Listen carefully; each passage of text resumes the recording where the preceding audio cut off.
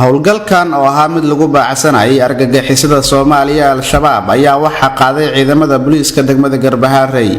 Howlgalkan ayaa yimid kadib markii laga warheeray maleeshiyaadka argagixisada al-shabaab inay baad ka qaadayaan qaar ka mid ah dadka reer miyiga kuwaas oo degan deegaano hoos yimaada degmada Garbaharey xarunta gobolka Gedo. kadib ciidamada ammaanka gaar ahaan kuwa booliiska degmada ayaa ku baxay ayagoona halkaasi ay ka baxsadeen maleeshiyaadkii ku sugnaa halkaasi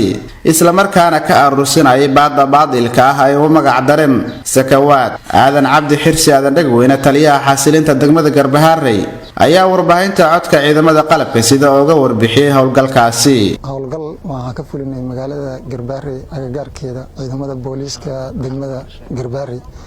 xalaa ayaa waxaa nala sheegay cadowga inuu u soo dhawaaday magaalada agaheeda 10 saac yaan ka baxnay magaalada waxaan galnay howlgal waxyaabo aan ku soo xaqiijinaynay agagaarka waxa imaaday wax sax inay yihiin in kale waxaan gaarnay meel 10 kiiloomitir u jirto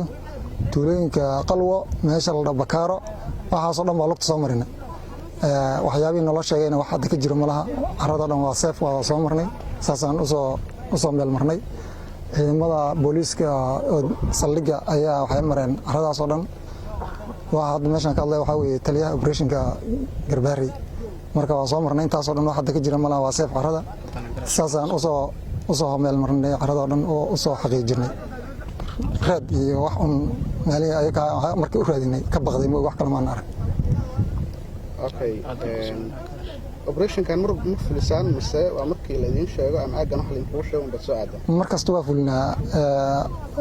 saa'id waa usoo fulinaa maryaal wax aan maqalno laakiin markasta waa fulinaa marka waa fulinaa markasta magaalada Garbaharey agagaarkeeda oo dhan ma ka fulinaa si guud ma warbixi amniga magaalada Garbaharey. amniga Garbaharey waxa weeye waa aad buu fair u yahay waa fair good waa wanaagsan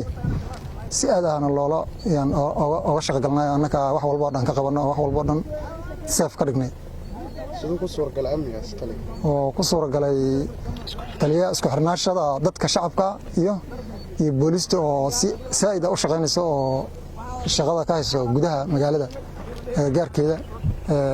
gaarada meelaha u dhow tuulooyinka meel kasta oo dhan shacabka oo nala wadaaga arrimaha ayaga. Cabdullaahi Macruuf warbaahinta codka ciidamada qalabka sida degmada Garbaharey ee xarunta gobolka Gedo.